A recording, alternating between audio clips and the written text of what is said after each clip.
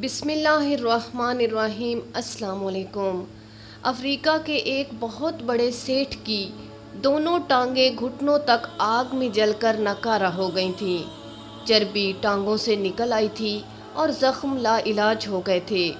اصل واقعہ یہ تھا کہ افریقہ میں ایک جادوگر جس کو وچ کا ڈاکٹر کہا جاتا تھا وہ آگ پر چلا کرتا تھا، اور جو شخص اس کا دامن پکڑ لیتا اس کو آگ نقصان نہیں پہنچاتی تھی۔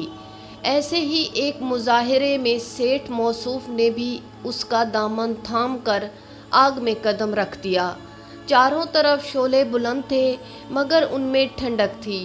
یہ ٹھنڈک محسوس کرتے ہوئے سیٹھ نے سوچا کہ یہ ایک مصنوعی آگ ہے اور ڈاکٹر کا دامن تھامنا یا نہ تھامنا برابر ہے۔ چنانچہ اس نے ڈاکٹر کا دامن چھوڑ دیا۔ بس اسی لمحے اس کے کپڑوں کو آگ لگ گئی اور ٹانگیں فوراً سوختہ ہو گئیں۔ سیٹھ اپنے علاج کے لیے نیروبی ہسپتال گیا، لیکن کئی ماہ کے علاج کے باوجود کوئی آرام نہ ہوا۔ پھر وہاں سے لندن پہنچا۔ وہاں ڈاکٹروں نے ٹانگیں کاٹنے کا فیصلہ کیا، لیکن سیٹھ نے ٹانگیں کٹوانے سے انکار کر دیا اور واپس اپنے وطن بمبئی آ گیا۔ بمبئی میں کچھ لوگوں نے اس کو حسین ٹھیکری جاورہ ریاست جانے کا مشورہ دیا۔ 1941 کا واقعہ ہے کہ سیٹھ کے ملازم اس کو اسٹریچر پر اٹھا کر چھوٹے حضرت یعنی حضرت عباس رضی اللہ تعالیٰ عنہ کے روضے پر لے گئے۔ وہاں روزانہ باؤلی نما کنواں جسے جھالر کہتے ہیں، روضے کے احاطے کے فوراً بعد سیڑھیاں اترتی تھیں۔ اس کے پانی سے سیٹھ کے پاؤں کے زخم دھوئے جاتے تھے۔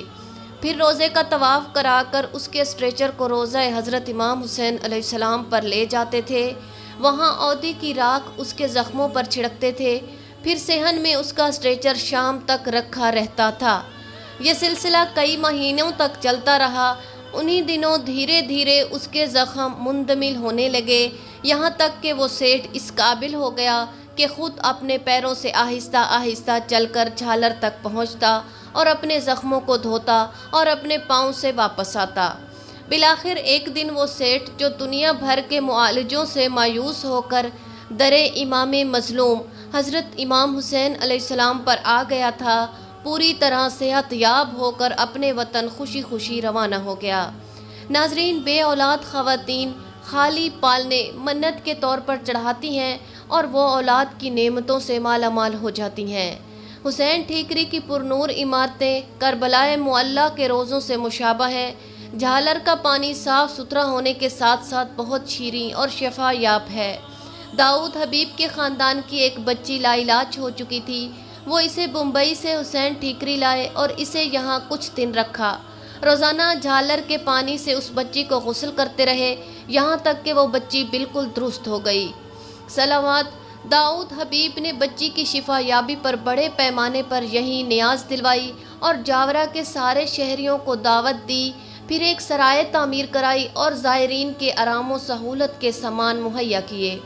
کہا جاتا ہے کہ کوئی زائر جو یہاں ٹھہرتا ہے کوئی معمولی سی چیز نہیں چراتا۔ اگر کسی نے چرانے کی کوشش بھی کی تو ایسی پریشانیوں میں مبتلا ہو جاتا ہے کہ اس کو واپس کرنا پڑتا ہے۔ ناظرین، ان معجزات کا یہاں ذکر کرنے کا مقصد یہ ہے کہ بہت سے لوگ جو بیماریوں، دکھوں، مصیبتوں اور حسرتوں کی وجہ سے غم زدہ ہیں اور بالکل مایوس ہو جاتے ہیں، تو وہ در امام حسین علیہ السلام پر اپنی حاجتوں کو پیش کریں۔ اللہ تعالیٰ کی ذات اپنے لجپال امام حسین علیہ السلام کے صدقے میں ان کی تمام حاجتوں کو پورا کریں گے۔ ناظرین، یہ معجزات اور درجات امام علی مقام کو اللہ تعالیٰ نے عطا کیے ہیں۔ اللہ تعالیٰ ان معجزات کے وسیلے میرے تمام غم زدہ بہن بھائیوں کی تکلیفوں کو دور فرمائے، آمین ثم آمین۔